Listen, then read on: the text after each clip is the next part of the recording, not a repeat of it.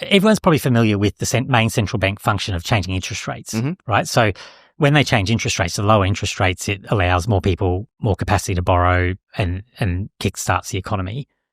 But that's only one aspect of what they do. They also are dealing a lot with what money the banks have access to. So the real way that they can juice the economy, what quantitative easing was, which is a term that everyone would have sort of heard talked about, is really where they're providing capacity and funding to banks. So they might be going, for example, one really good example is they might be going, look, give us your old bonds that really aren't very liquid at the moment. No one wants to buy them. Give us them and we'll replace them with new ones. Doing that makes the bank more liquid because they've got something they can sell and quickly convert into more cash reserves and keep that whole system running. So it's a little bit more complicated than just providing it to the end consumer. In fact, they rarely provide it to the end consumer, unless it's COVID where they're printing stimulus. But they rarely provide it to the end consumer. What they do is they grease the wheels that make the whole system work by tightening it or loosening it. And the problem that we have at the moment is because that inflation is still, it never got to their target, never got down low enough. 2%, They're still keeping it pretty tight.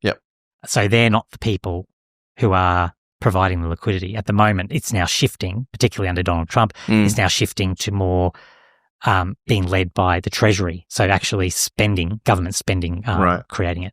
And why that's important for us as crypto investors, as people interested in Bitcoin or any of those crypto assets, is the pathway to finding its way to those assets is a little bit different.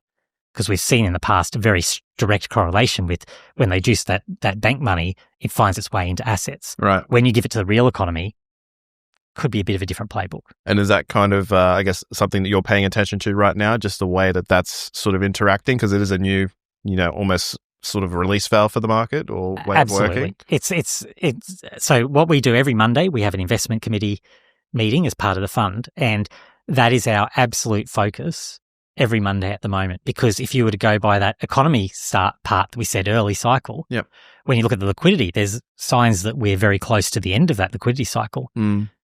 What's that going to mean for the price of Bitcoin sitting in the middle? Because if we were at the end of that liquidity cycle, we would be expecting the bear market to be around the corner.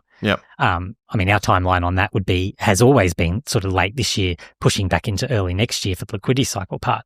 But when you factor in what the governments might be doing, that changes things, because then there's a lot of that still to come. Okay. And when you're talking about what the governments will do, we talked about measures like rates coming down. Is there anything else that you're kind of looking at as like a forward measure? It will really be really watching that government spending. And if it is going into areas that do promote growth, because if we see that growth picking up, like that's the intention. It's always the intention. Every government's intention is always to grow their way out of the debt situation. Yes. When the debt is so large, they can't. Like the reality is they can't, but they can give it a good try. And we've never really had all aspects of government aligned on this before, where they go, we don't care anymore about the consequences. We're just going to spend to grow. So that could keep it going. The concern I have is whether that is enough to really kick that overall liquidity up, because the central bank one, when you think about it, they've got unlimited capacity to continue providing more liquidity to the system. So central banks can keep this party going. The government, not so much, because they have a lot of other impacts, whether it's even just political impacts of what people are prepared to tolerate. And they don't necessarily have the valve to solve the inflation part of it when that picks up either, because you think, what's the government going to do? Cut spending. But that's not very popular, particularly if you're going into an election.